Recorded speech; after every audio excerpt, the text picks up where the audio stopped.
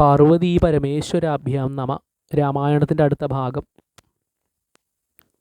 ഭാരതത്തിൽ മാത്രമല്ല, Sri Lanka, Burma, Cambodia, Vietnam, Thailand, Malaya, Indonesia, China, Japan തുടങ്ങിയിട്ടുള്ള രാജ്യങ്ങളിലും അതിപുരാതന കാലം മുതൽക്ക് തന്നെ ശ്രീരാമൻ്റെ ചരിതം, രാമായണം ഉള്ളതായിട്ട് ഇന്ന് തെളിവുകളുണ്ട്.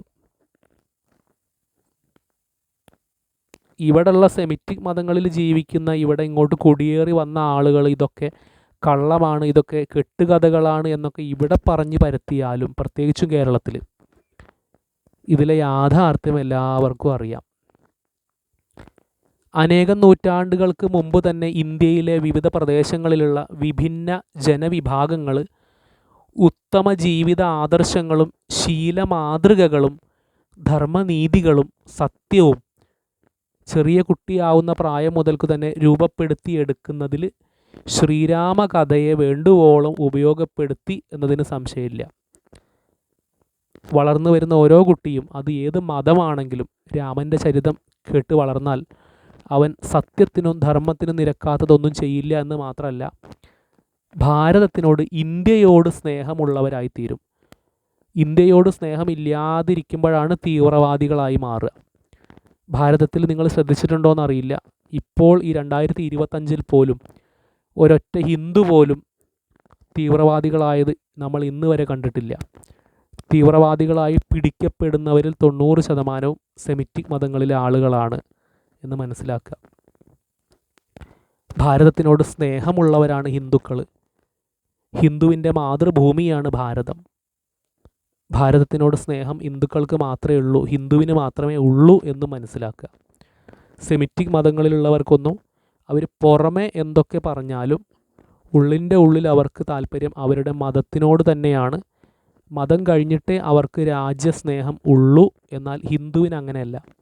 രാജ്യമാണ് പ്രധാനം, രാഷ്ട്രമാണ് പ്രധാനം എന്ന് മനസ്സിലാക്കുക. ഭാരതം മാതാവാണ്, ഭാരതം അമ്മയാണ്, ഭാരതമാതാവ് എന്നാണ് പറയുക.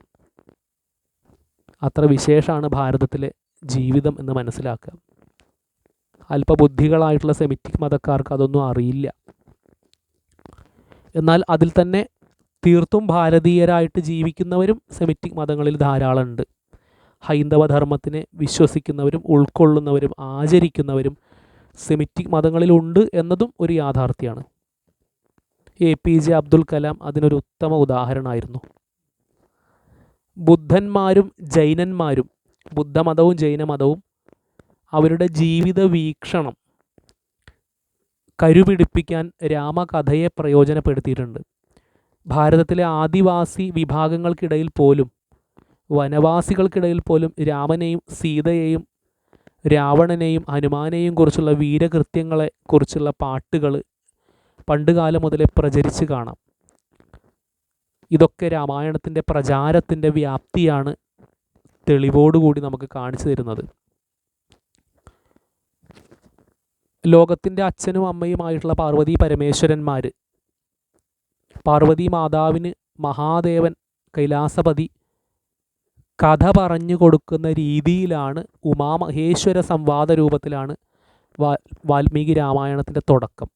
അത് രാമായണം മാത്രമല്ല, ഭാരതത്തിലെ മിക്ക ഗ്രന്ഥങ്ങളും അങ്ങനെ തന്നെയാണ്. പാർവതിക്ക് മഹാദേവൻ കഥ പറഞ്ഞു കൊടുക്കുന്ന രൂപത്തിലാണ്, സംഭാഷണ രൂപത്തിലാണ് എല്ലാ ഗ്രന്ഥങ്ങളും രചിക്കപ്പെട്ടിട്ടുള്ളത്. ഒരു വിധം ചിലത് വ്യത്യാസം ഉണ്ടാവും. അതെന്താ അങ്ങനെയെന്ന് വെച്ചാൽ, അതിനേറ്റവും യോഗ്യന്മാർ അവർ രണ്ടാളും തന്നെയാണ്. എന്താ കാരണം? ജഗതപിതരോ വന്ദേ പാർവതീ പരമേശ്വരോ, ലോകത്തിൻ്റെ അച്ഛനും അമ്മയാണ് അവർ. ഹിന്ദുവിൻ്റെ അല്ല, ലോകത്തിൻ്റെ. അതിലെല്ലാവരും ഉൾപ്പെടും. സെമിറ്റിക് മതങ്ങളും അതിൽ ഉൾപ്പെടും, സംശയമൊന്നും വേണ്ട. അവർ അംഗീകരിക്കുന്നില്ലെങ്കിൽ പോലും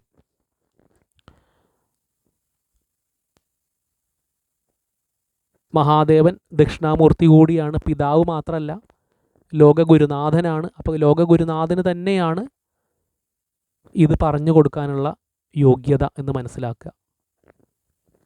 സംസ്കൃതത്തിൽ വാൽമീകി രാമായണത്തിന് ശേഷം അനേകം രാമായണ കാവ്യങ്ങൾ ഉണ്ടായിട്ടുണ്ട്.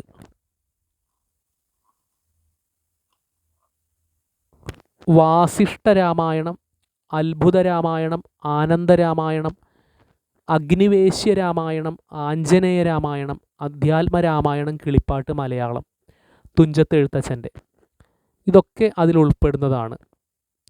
ഇതിനൊക്കെ അടിസ്ഥാനം എന്ന് പറയുന്നത് സംസ്കൃത ഭാഷയിലുള്ള ദേവനാഗരി ഭാഷയിൽ രചിക്കപ്പെട്ട, വാൽമീകി മഹർഷിയുടെ കൈകൊണ്ട് രചിക്കപ്പെട്ട ശ്രീമദ് വാൽമീകി രാമായണം തന്നെയാണ് എന്ന് മനസ്സിലാക്കുക.